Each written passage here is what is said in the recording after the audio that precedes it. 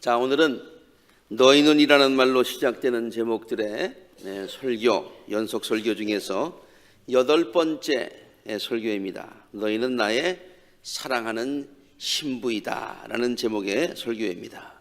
자, 우리 성도들을 신부에 비유하는 것에 대해서 아마 여자 성도들은 별로 그렇게 큰 거부감이 없을 것입니다.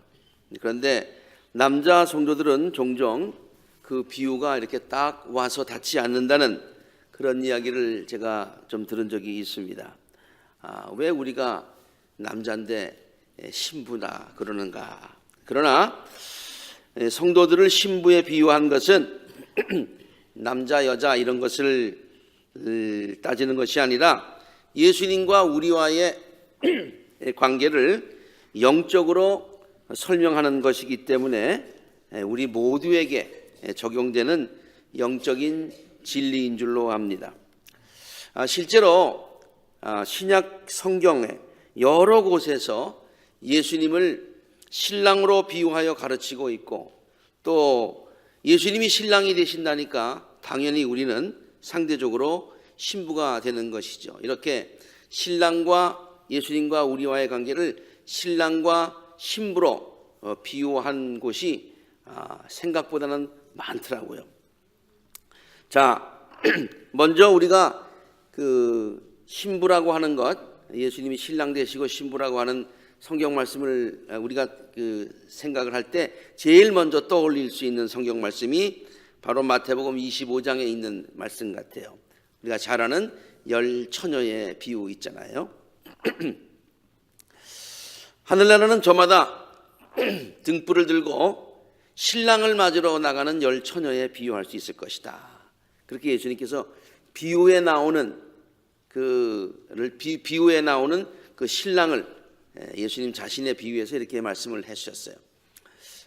그런데 그 열 처녀가 신랑이 늦게 오니까 모두 졸다가 잠이 들었다고 했지요. 그런데 한밤중에 외치는 소리가 났어요. 보아라, 신랑이다. 이렇게 하는 그 비유 말이죠.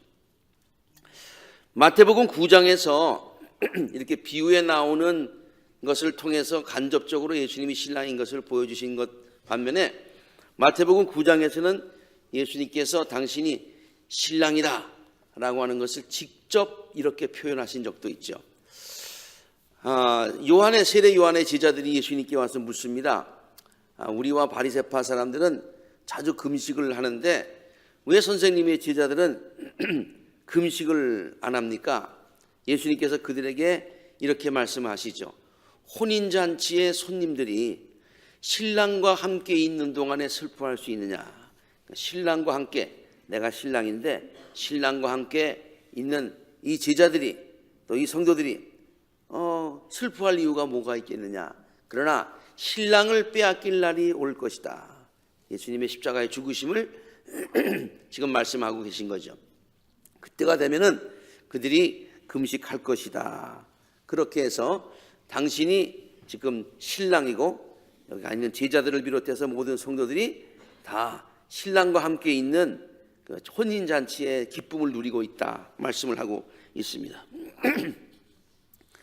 세례 요한도 예수님을 소개할 때에 신랑으로 소개한 적이 있어요. 그러니까 비유에서도 신랑으로 소개한 적이 있고, 예수님이 직접 당신을 신랑이라고 했고, 또 세례 요한도 예수님을 소개할 때 신랑이라고 소개했다는 얘기예요. 요한복음 3장에 있는 말씀인데요. 아주 능력 있는 말씀을 전하고, 그러니까 많은 사람들이 생각했어요. 이 사람이 혹시 우리가 기다리던 메시아가 아닌가? 그렇게 해서 세례 요한에게 찾아왔죠. 그러니까 세례 요한이 아주 분명하게 대답을 했습니다. 나는 그리스도가 아니고 그분보다 앞서 보내심을 받은 사람일 뿐이다 그랬어요. 그리고 신부를 차지하는 사람, 하나님의 백성들, 여러분들을 얘기하고 있죠. 지금 여러분들을 차지하고 있는, 그 성도를 차지하고 있는 사람은 신랑이다 그랬어요. 신랑은 지금 예수님을 지칭하는 말씀입니다. 신랑의 친구, 자기를 얘기해요. 신랑의 친구 나 세례 요한은 신랑 예수님이 오는 소리를 들으려고 서 있다가 신랑의 음성을 들었어요. 신랑이 곧 오세요. 그래서 지금 크게 기뻐한다. 나는 지금 이러한 기쁨으로 가득 차 있다. 신랑 친구로서 지금 신랑이신 예수님의 음성을 듣고 그를 너희들에게 전하는 그런 기쁨으로 가득 차 있다 라는 그런 말로 예수님을 소개할 때 신랑이라고 소개를 했어요. 지난 주일에 요한계시록에 대해서 설교를 했습니다마는 요한계시록에서도요, 성도들이 마지막 날에 어린 양의 혼인잔치에 참여하게 된다라고 기록을 하고 있습니다. 즉 어린 양 되시는 예수 그리스도는 그 혼인잔치의 신랑이 되시는 분이시고, 성도들은 신부로서 혼인잔치에 참여하게 된다라고 요한계시록 19장에 다음과 같이 기록하고 있어요. 기뻐하고 즐거워하고 하나님께 영광을 돌리자. 어린 양의 혼인날, 신랑은 어린 양이신 예수님이 되는 거예요. 주인공이세요. 그의 신부는 단장을 끝냈다. 그 신부는 성도들인데 어떻게 단장했나 보세요. 신부에게 빛나고 깨끗한 고운 모시옷을 입게 했다. 우리나라 말로 번역한 것이기 때문에 모시옷이라고 했고, 우리가 지금 모시옷 그러면은 가장 부드러운, 그때 옛날에는 가장 부드러운 옷이었어요. 아름답고 비싸고. 그런 고운 모시옷을 입은 많은 성도들인데 그 옷은 실제로 고운 모시옷처럼 보이는데 사실은 이 고운 모시옷은 성도들의 의로운 행위다. 그렇다고 해서 성도들이 의롭다는 얘기가 아니에요. 예수님께서 어린 양의 피로 모든 것들을 의롭게 깨끗하게 해주신, 그래서 의롭게 된 그 모습이 바로 고운 모시옷을 입은 것과 같다. 그들이 신부다. 그렇게 얘기를 해주고 있습니다.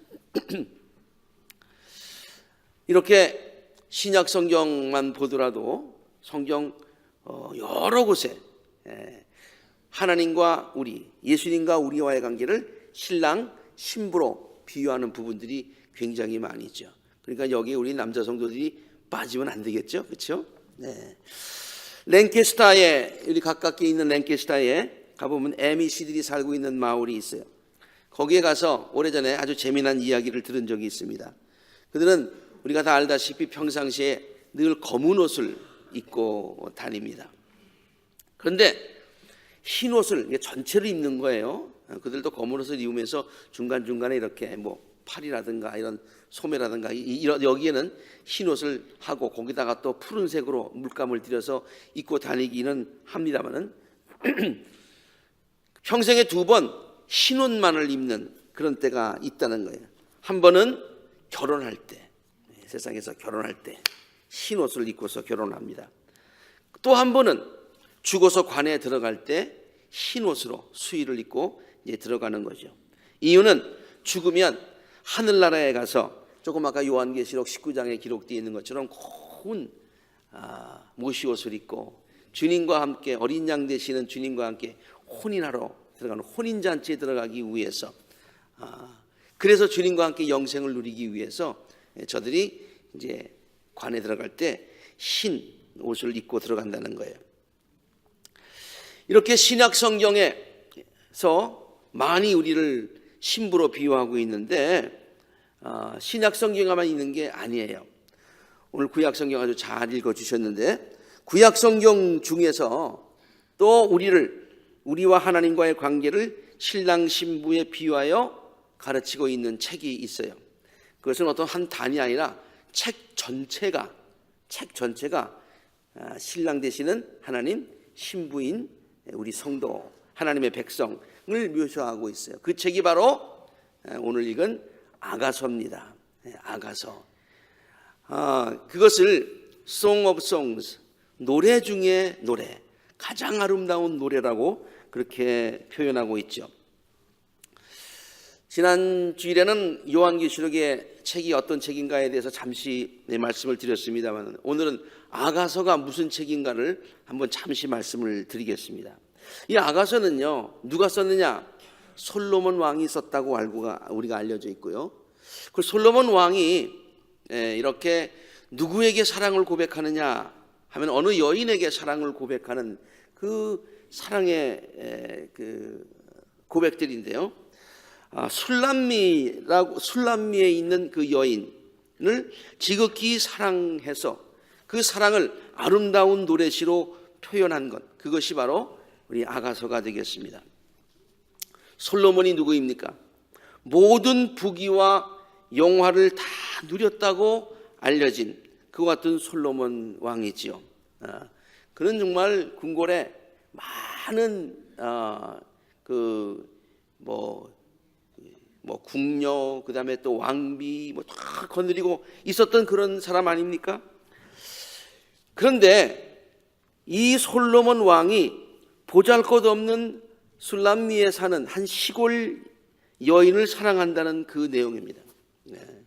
그래서 사랑하는데 어느 정도로 사랑하냐면은 지금 갓 결혼한 신랑이 신부를 사랑하듯이 그렇게 그냥 온 정신을 다 뺏기고 그에게 온 마음을 다 뺏기고 그를 사랑한다, 그런 내용이 되겠습니다. 참 이루어질 수 없는 사랑이고 어떻게 그런 일이 있을 수가 있는가라고 생각하는 그런 설정이라고 볼 수가 있어요. 그러나 이 내용은요, 이것이 우리의 성경으로 읽고 있는 내용은 하나님은 솔로몬은 하나님을 그 솔로몬에게 비유하고 있는 것입니다. 그래서 솔로몬이 술람미 여인을 사랑하였듯이 하나님은 솔로몬보다도 더 위대하시고 더 크시고 창조주가 되시는 우리와는 그 비교도 안 되시는 초월자이신 하나님이신데 그 하나님이 낮고 천한 우리들, 술람미 여인보다도 더 낮고 천한 우리들을 사랑하신다는 얘기예요.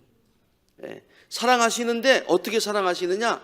우리를 신부를 대하듯이, 신랑이 신부를 대하듯이 정말로 온 마음을 다해서 우리를 사랑하신다, 그런 내용이 되겠어요. 그래서 우리를 향하신 하나님의 사랑을 극적으로 표현한 것이 아가서라고 볼 수가 있죠.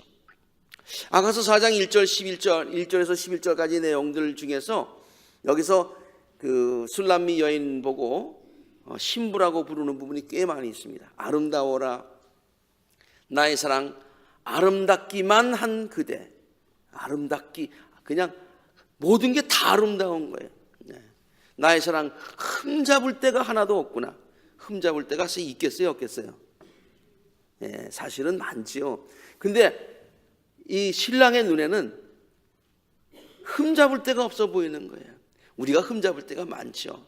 그러나 하나님께서 우리를 다 그 사랑으로 덮어주신다는 얘기예요. 그럼에도 불구하고 사랑하신다는 얘기예요. 나의 누나라는 얘기는 아닙니다. My sister, 나의 시스터가 되고 그리고 또 나의 신부가 되는구나. 오늘 나 그대에게 마음을 다 빼앗기고 말았다. 나의 누이, 나의 신부야. 그대의 사랑은 포도주보다 더 나를 즐겁게 하는구나. 이 포도주는 즐거움의 상징으로 성경에서 나와 있어요. 그것보다 더 나를 즐겁게 한다는 거예요. 나의 신부야. 그대의 입술에서는 꿀이 흘러나오고 그대의 혀 밑에서는 꿀과 젖이 있구나. 그대의 옷자락에서 풍기는 향내는 레바논의 그런 향내처럼 가장 좋은 그런 향이 너의 몸에서 나는구나. 그렇게 사랑을 고백을 하고 있습니다. 이렇듯 성경은요, 우리 성도들을 신부라고 비유하여 가르치고 있어요. 신부와 신랑, 결혼관계죠. 결혼관계면 이렇게도 표현할 수 있을 거잖아요. 하나님은, 예수님은 우리의 남편이 되시고 우리들은 그의 아내, 이런 말로도 얼마든지 표현할 수 있어요. 남편과 아내라는 말로 쓰지 않고 왜 꼭 신랑과 신부라는 말로 썼을까? 한번 묵상해 보았습니다. 생각해 보았어요. 그리고 이런 생각을 했습니다. 신부라고 쓴 이유는 우리들을 향하신 예수님의 사랑, 하나님의 사랑이 극진하다라고 하는 것을 표현하기 위함인 것이에요. 그리고 항상 신랑이 신부를 대할 때 그 가졌던 그 사랑을 지금도 변함없이 하나님께서는 우리를 신부처럼 대하시면서 그 첫사랑을 그대로 우리에게 보여주시는 하나님의 사랑이다라는 그런 뜻으로 우리가 이해할 수가 있겠어요. 뭐 그러면은 안 되겠지만은 신부일 때하고 또 아내라고 할 때하고의 그 어감이 조금 다를 뿐만 아니라 실제로 생활하다 보면 조금씩 달라지는 것은 우리 인간들의 그 모습인 것 같아요.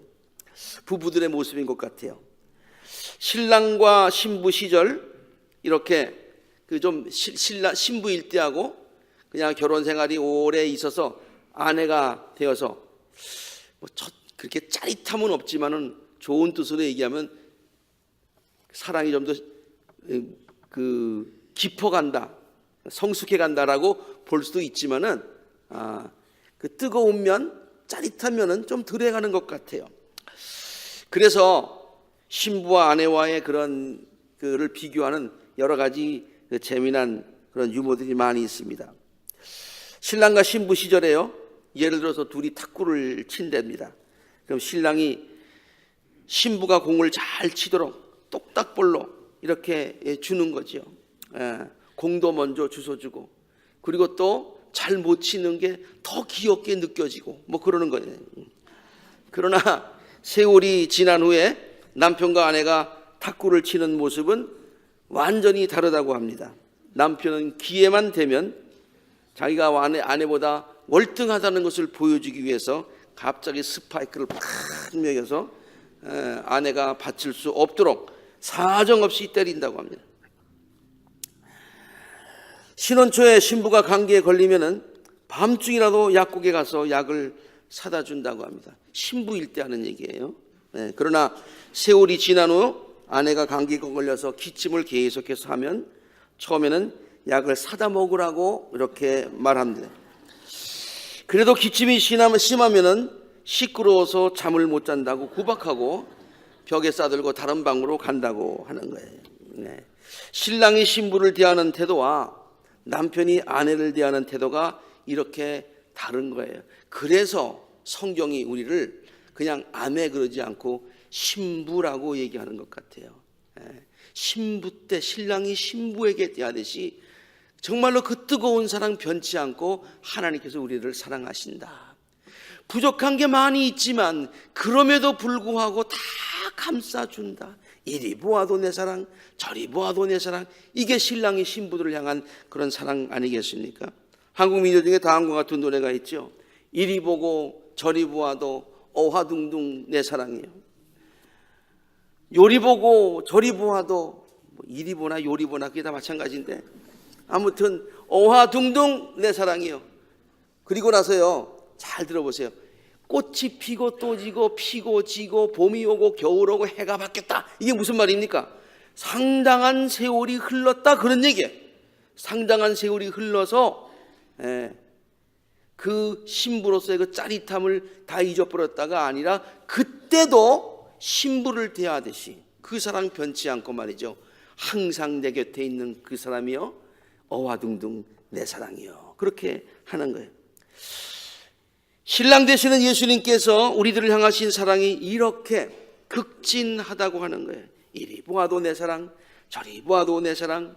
세월이 지나도 처음이나 끝이나 변함없이 내가 너를 지금 사랑하고 있다라는 것을 우리 아가서를 통해서 우리들에게 가르쳐 주신다, 그 말씀이에요.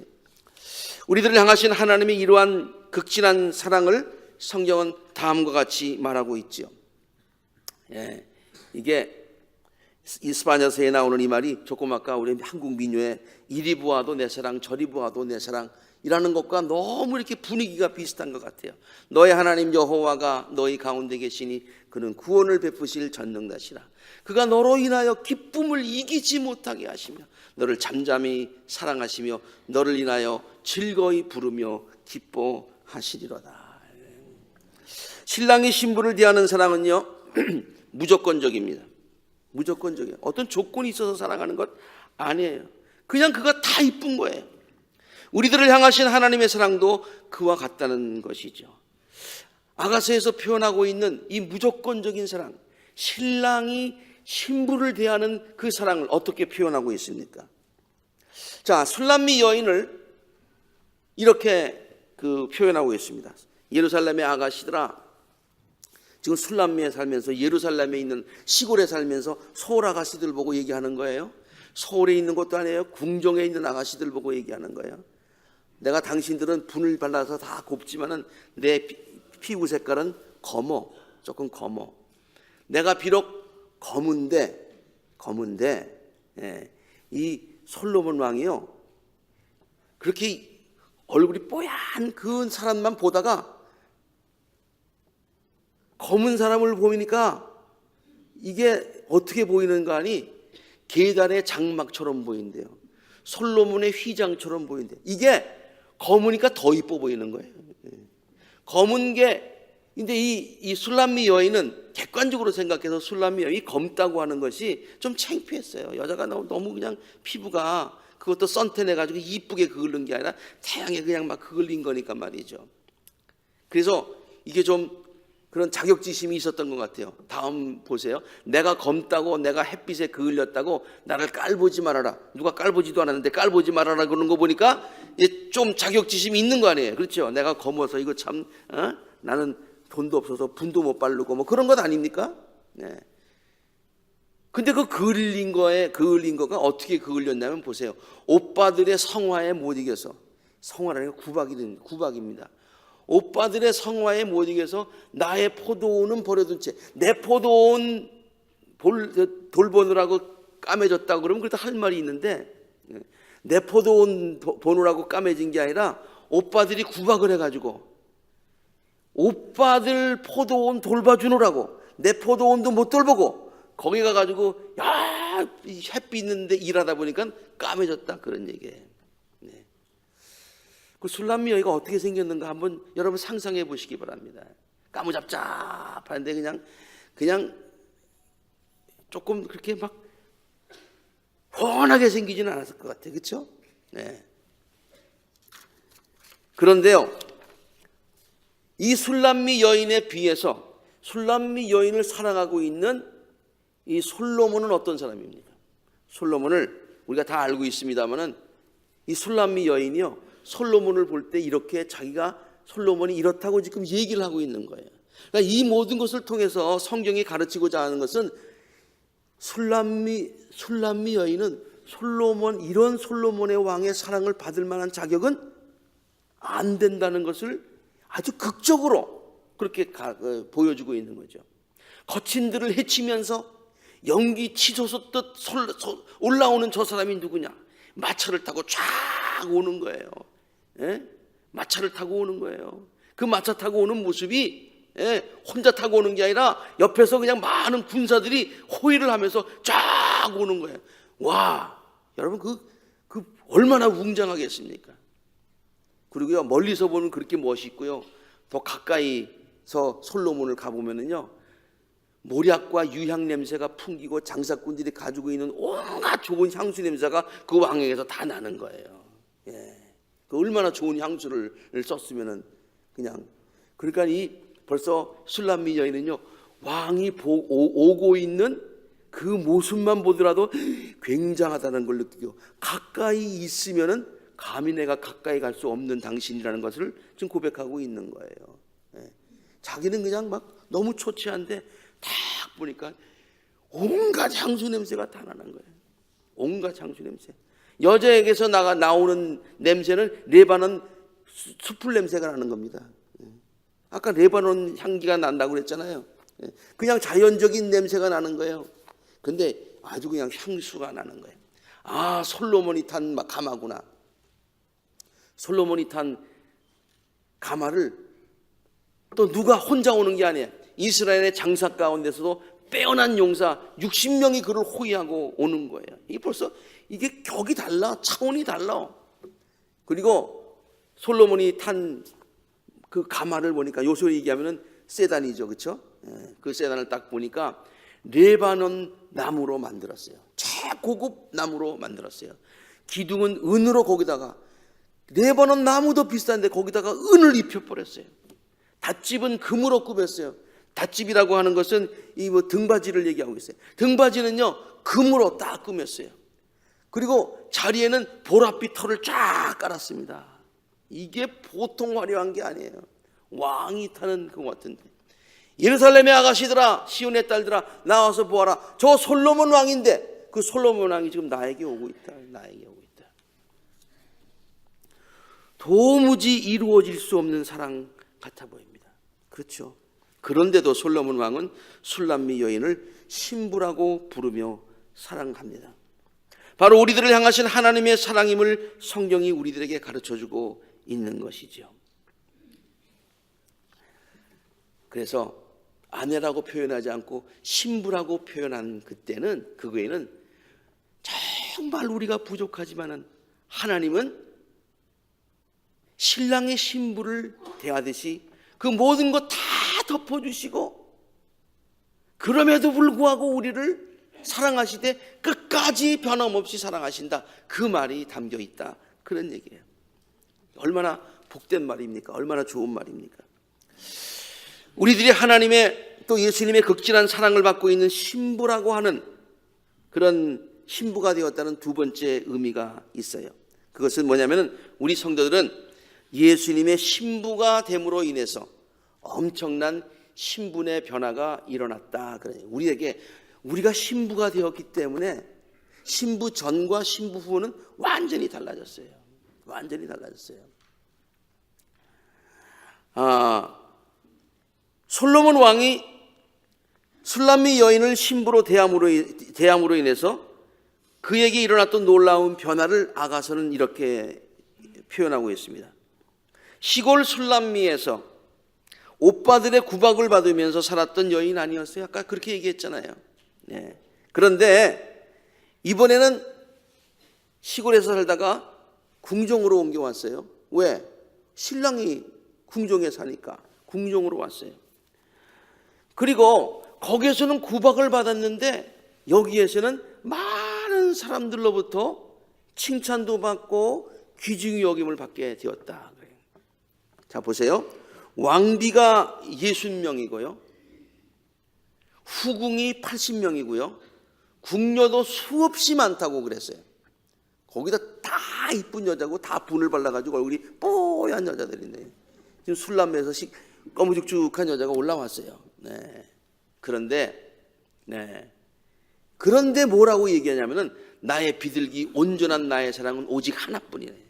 이 세상에 너 하나밖에 없는 것처럼 내가 신랑의 신부를 갓결혼한 신랑의 갓결혼한 신부를 대하듯이 지금 그가 굉장히 아름답게 보이는 거예요. 완전히 바뀌었죠. 아가씨들이 그를 보고 복되다고 하고 왕비들도 후궁들도 그를 질투하는 게 아니라 칭찬을 하는, 완전히 바뀌었어요. 이렇게 술람미 여인이 솔로몬 왕의 신부가 되기 전과 후가 바뀌었듯이 예수님의 신부가 우리 성도들에게도 놀라운 신분의 변화가 일어났다는 거예요. 일어난다는 겁니다. 여자가 남자와 결혼하면 남편의 성을 따라가잖아요. 남편의 성을 따라가는 거예요. 예. 우리 딸이 나는 전화를 해보면서 어떨 때는 메시지를 듣고서 얘가 이제는 안씨가 아니구나 그걸 느끼게 되는데, 옛날에는 지니안 뭐 이렇게 그 메시지 남겼다가 요새는 지니 킴 이렇게 나그래서 내가 전화 걸고 나서 어떨 때는 좀 이상하더라고 기분이. 네. 남편 성을 따라가는구나. 결혼하면 남편 성을 따라가듯이요, 성도들은 예수님과 결혼한 신부들이기 때문에 우리들의 이름 앞에 그리스도의 성을 따라서 그리스도의 성을 늘 쓰는 거예요. 무슨 말입니까, 목사님? 크리스찬은 말이란 무슨 말입니까? 크리스찬, 그리스도인이죠. 그리스도인이라는 말은 앞에 크라이스트, 예수님 성이 딱 들어가 있는 거예요. 예수님과 결혼한 신부, 크리스찬, 그렇게 되는 거예요. 사도 바울은 성도들이 예수님의 신부가 된 이후에 우리들이 세상 사람들이었다가 크리스찬이 되어서 우리들이 어떤 신분의 변화가 일어나게 되었느냐, 크리스찬이 되었다는 의미가 뭐냐, 크리스찬이 되기 비포와 크리스찬이 된 이후 애프터가 어떻게 달라졌느냐 이렇게 표현하고 있어요. 에베소 2장 1절과 6절에 있는 말씀인데요, 특별히 전에는이라는 말에 주목해서 보세요. 여러분도 전에는 허물과 죄로 죽었었던, 죽을 수밖에 없었던 그런 사람들이었습니다. 그때 여러분은 허물과 죄 가운데서 이 세상의 풍조를 따라 살고 공중의 권세 잡은 자들과 이렇게 해가지고 그 영을 따라서 살았었습니다. 우리도 모두 전에는 그들 가운데서 살면서 쭉 내려가 보면은 날 때부터 진노의 자식이었었습니다. 진노의 자식이었어요. 세상 사람들과 아무 다른 바가 없었어요. 그런데 여기에 역전이 일어나는 거예요. 변화가 일어나는 거예요. 신분의 변화가 일어나는 거예요. 그러나 신랑 되시는 예수님께서 우리를 신부로 삼아주셨습니다. 우리는 예수님의 신부가 되었습니다. 그래서 이제는 완전히 우리의 신분이 변화를 받았습니다. 그러나 하나님은 자비가 넘치시는 분이셔서 우리를 사랑하시는 그 사랑으로 말미암아 범죄로 죽은 우리를 그리스도의 영과 함께 살려주시고 그리스도와 혼인관계를 맺게 해주시고 신부로 삼아주셨습니다. 여러분은 은혜로 구원을 받게 되었습니다. 하나님께서 그리스도 예수 안에서 그분과 함께 우리를 살리시고 우리를 어떻게 해요? 하늘에 함께 앉게 하셨다. 술람미 여인이 시골에 살다가 지금 궁정에 와 있듯이 우리가 이 세상에 살면서 진노의 자식이었지만 마지막에 어디에 있는다고요? 우리가 하늘에 함께 앉게 된다. 누구와 함께? 신랑 되시는 그리스도와 함께. 찰스 왕태자가 다이애나의 아들 윌리엄 왕자가 결혼했던 그때를 저는 잘 기억합니다. 왜 우리 딸이 그때쯤 결혼했기 때문에 아주 그냥 관심 있게 그 뉴스도 봤어요. 케이트 미들턴이라고 하는 아가씨와 결혼을 했는데 정말 세상이 떠들썩했었습니다. 우리 딸 때문에 떠들썩한 게 아니라 그 여자의 결혼 때문에 떠들썩했어요. 그 결혼이 그렇게 많은 사람들에게 관심을 끌었던 이유가 뭐냐? 영국 황실 역사상 처음으로 평민과 결혼하게 되었다는 거예요. 이건 100% 평민이야. 100% 평민. 그러면 여러분이 다이애나도 그런데요. 아니야. 다이애나는 조금은 왕실의 피가 그 전에 있다는 거예요. 그래서 100% 평민은 아니었어요. 그런데 이 케이트 미들턴은 100% 평민인데요. 이 윌리엄 왕자가 결혼하고 나서는 뭐가 됐냐면 완전히 로얄 패밀리가 딱 되게 된 거예요. 완전히 신분이 바뀌었어요. 신데렐라의 동화의 현대판 주인공이 되게 된 거예요. 신데렐라가 어땠습니까? 여러분 동화 알잖아요. 네? 그냥 구박을 받으며 살았었어요. 그런데 그 요술 할머니가 말이죠. 비비디 바비디 북다 이렇게 하니까 샥 하고 바뀌어 버렸어요. 네. 신데렐라 이야기에서는 비비디 바비디 북 해서 바뀌지만 우리는 어떻게 바뀌는 거예요? 예수님께서 우리를 신부 삼아 주셔서 우리들이 그리스도의 신부가 되어서 옛날과는 완전히 다른 크리스찬으로서 성도로서 하늘나라의 권세를 가지고 영원히 하늘나라에서 살 수 있는 그와 같은 신분으로 바뀌게 되었다. 복음인 줄로 믿습니다. 술람미 여인이 솔로몬 왕의 신부가 될 자격이 없었다고 말씀을 드렸는데 우리들도 예수님의 신부가 될 자격이 없었습니다. 그러나 솔로몬 왕이 술람미 여인에게 먼저 다가갔죠. 술람미 여인이 솔로몬에게 다가갈 수 있는 방법은 없었습니다. 없었어요. 그러니까 솔로몬 왕이 술람미 여인에게 다가갔듯이 우리가 하나님께 나아갈 수 있는 방법은 없었습니다. 우리는 못 나갔어요. 우린 자격이 없어요. 그러나 하나님께서 먼저 우리를 찾아오셨습니다. 그리고 우리를 당신의 신부로 삼아 주셨습니다. 그것을 요한 1서는 다음과 같이 기술하고 있습니다. 설명하고 있어요. 사랑이 여기에 있는데 이게 하나님의 사랑이라는 거예요. 이 사랑이 어떤 사랑이냐? 우리가 하나님을 사랑한 것이 아니라 하나님께서 우리를 사랑하신 것이다. 그러니까 신약의 메시지와 구약의 메시지, 다른 시대에 다른 사람들에 의해서 다른 형태로 쓰여졌지만은 메시지는 동일한 거예요. 변함없는 하나님의 사랑, 우리를 변함없이 받아주시는 하나님의 무조건적인 아가페적인 사랑, 이것을 성경이 우리에게 증거하고 있는 것이죠. 마지막으로 우리들이 그러면 예수님의 사랑받는 신부가 되었다고 했어요. 신부가 되어서 신랑이 신부를 사랑하듯이 그런 큰 놀라운 사랑을 받았다고 했어요. 그 사랑 때문에 우리 신분이 변화되었다고 그랬어요. 그러면 신부로서 어떻게 살아야 되느냐라고 하는 것도 이 신부라는 말에 포함이 되어 있다는 얘기예요.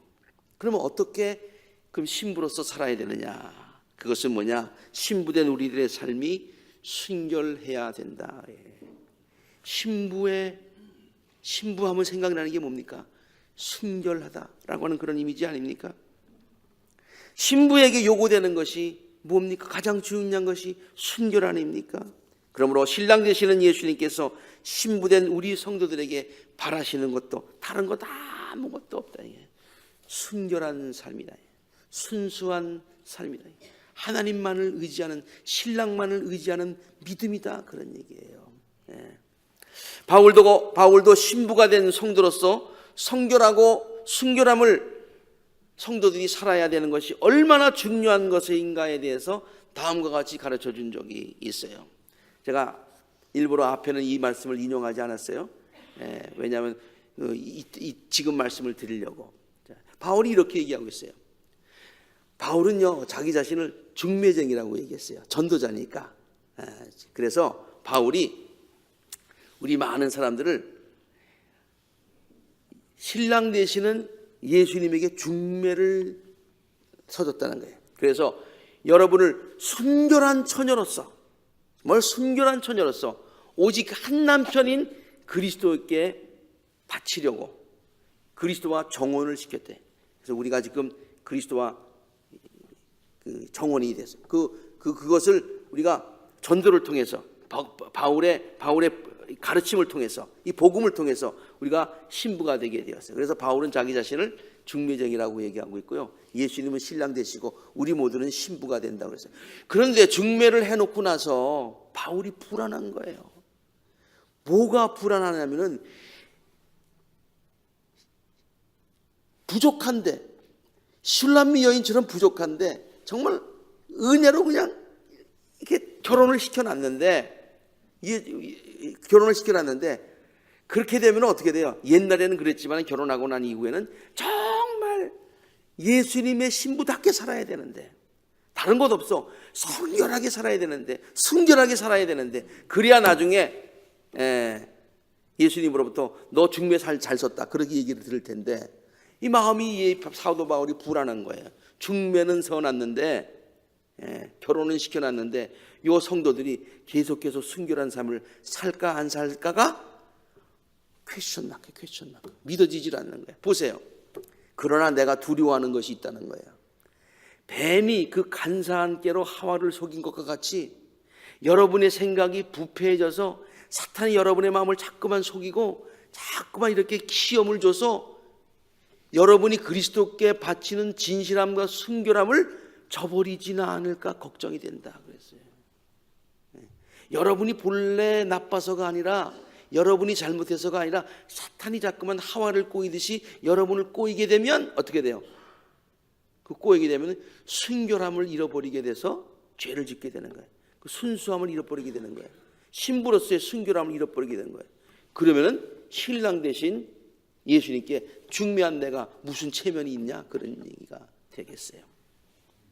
이 말은 성도들에게, 신부된 성도들에게 요구되는 것은 성결한 삶이다, 순결한 삶이다, 세상과 짝하지 아니하고 오직 주님만 바라보며 살아가는 삶이다, 그런 말이죠.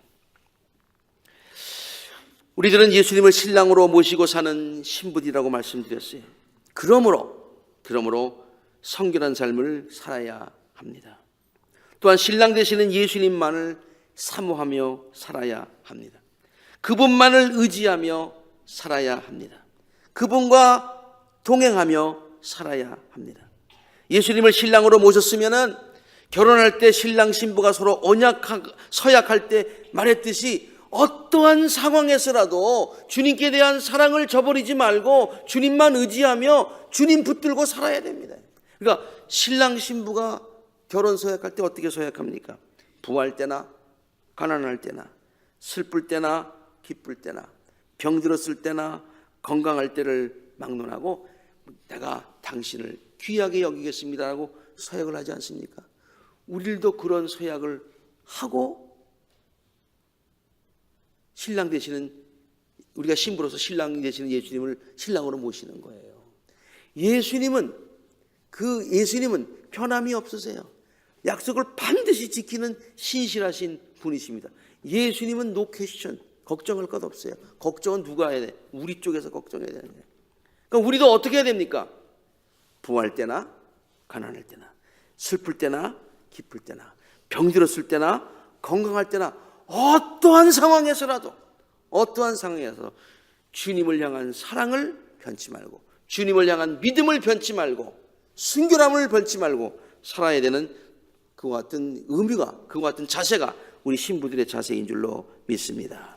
그래서 이 세상을 살아가는 동안에 신부로서 받는 사랑과 은혜를, 놀라운 축복을 누리며 살다가, 신부로서의 그런 은혜를, 축복을 누리며 살다가 마지막 날에 기쁨의 혼인잔치에 들어가서는 신랑 되시는 예수님과 함께 영생을 누리며 살아야 될 줄로 압니다. 이러한 신령한 기쁨과 축복이 우리 모든 성도들에게 넘치시기를, 우리들의 신랑 되셔서 우리들을 무조건 사랑해 주시고 변함없이 사랑해 주시고 끝까지 사랑해 주시는, 그리고 우리들에게 큰 기대를 갖고 계신 예수 그리스도 이름으로 간절히 축원합니다.